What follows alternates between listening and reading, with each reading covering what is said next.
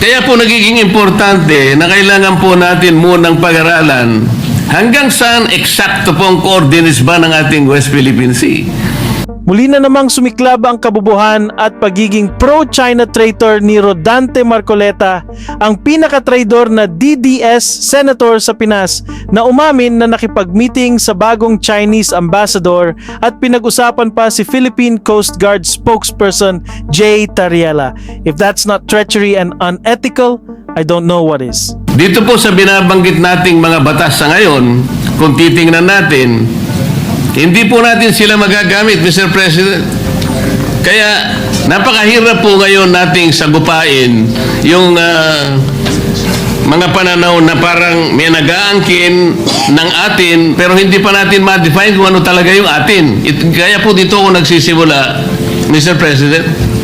This time, muling kinuwestiyon ni Marpeluca na halatang walang alam at tamad mag-research ang claim ng Pilipinas sa ating exclusive economic zone na matagal nang pinanalo ng ating gobyerno sa International Arbitral Tribunal dahil daw sa umano'y kawalan ng eksaktong coordinates ng West Philippine Sea na ipinaglalaban ng ating bansa. Mr. President, if I may be allowed, again, I don't see the point. Are we trying to say here that the arbitral ruling was erroneous, and therefore we should stop claiming what was awarded us? I don't see the logic, Mr. President. We were awarded by the arbitral tribunal. It is ours. Now, is the gentleman saying the tribunal was mistaken, and therefore what was awarded to us should not have been awarded to us because of these problematic, well, at least from the point of view of the good senator, problematic definition of what the West Philippine Sea is. Kundi ba naman bobo at siraulo itong si Marpeluca? Kaya hindi na nakatiis si Senator Kiko Pangilinan at sinupalpal ang mga pahayag ng DDS Senator na Malapulgas. Mr. President, if I may be allowed, again, I don't see the point. Are we trying to say here that the arbitral ruling was erroneous, and therefore we should stop claiming what was awarded us? I don't see the logic, Mr. President. We were awarded by the arbitral tribunal. It is ours.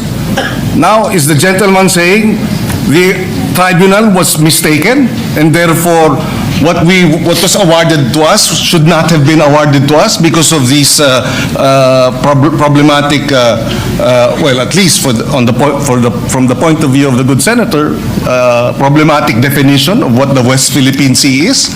I beg to disagree, Mr. President. Besides, the arbitral ruling did not touch on the issues being raised today by the good senator. And even if it did, assuming it did, hypothetically, we were still awarded, and we were our claim and our rights were recognized, and China's rights were rejected. Are we saying here now, Mr. President, that we have to go back to the arbitral ruling, to the tribunal, present a new definition of what constitutes West Philippine Sea, so that they can amend or they can set aside the award? Please, I would appreciate being clarified. Pero dahil nga bobo si Marpeluca, iginiit niya pa ang kanyang kabubuhan. Let me clarify, Mr. President. Are we getting the impression that the West Philippine Sea was awarded to us by the arbitral tribunal on a silver platter?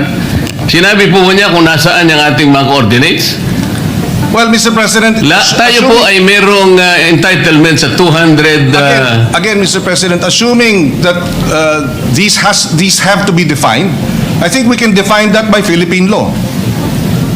If, assuming, I'm without conceding that there is no definition, because we believe it has been properly defined. Ang hindi niya alam, matagal na tayong may panuntunan sa kanyang pinagsasabi, at ito ay ang Administrative Order Number 29 na inisyu ni dating Pangulong Noynoy Aquino noong 2012.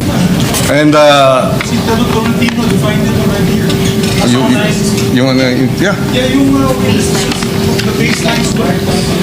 the maritime base, we were not